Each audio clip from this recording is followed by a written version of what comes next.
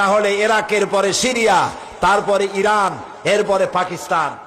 মুসলমানদেরকে আজকে চুপ করে বসে থাকতে হবে না, মুসলমানদেরকে ঐক্যবদ্ধ হতে হবে এবং বিশ্ব বিবেককে আবার জাগ্রত হতে হবে। এই পশু শক্তির বিরুদ্ধে ইরাকের উপর থেকে দখলদার সৈন্য তাদেরকে উঠায় দেওয়ার জন্য সারা দুনিয়ার মানুষের চাপ সৃষ্টি করা এখনই প্রয়োজন।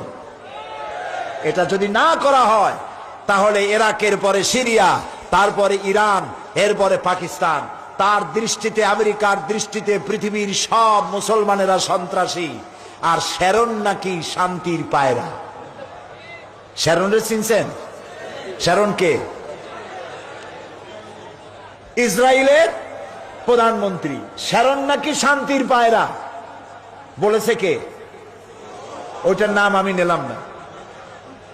এ নাকি শান্তির পায়রা। তা আমি বলেছি শ্যারন যদি হয় শান্তির পায়রা, তাহলে বিশ্বে অশান্তির শকুন কে? প্রতি মুহূর্তে তারা প্যালেস্টাইনের মুসলমানদেরকে বুলডোজার দিয়ে তাদের বাড়িঘর ধ্বংস করে দিচ্ছে, তাদের মানুষগুলিকে মেরে শেষ করে দিচ্ছে, স্বাধীনতার স্বপ্ন মাটির সাথে মিশিয়ে দিচ্ছে।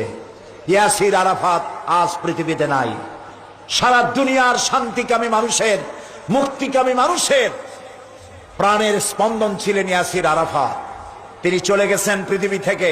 আমরা আশা করব আল্লাহ তাআলা সাহায্য করবেন ফিলিস্তিনিদেরকে, আমরা যেন দেখতে পারি অভিশপ্ত ইহুদিদের হাত থেকে প্যালেস্টাইন আল্লাহ মুক্ত করেছেন। আল্লাহ তৌফিক দিন।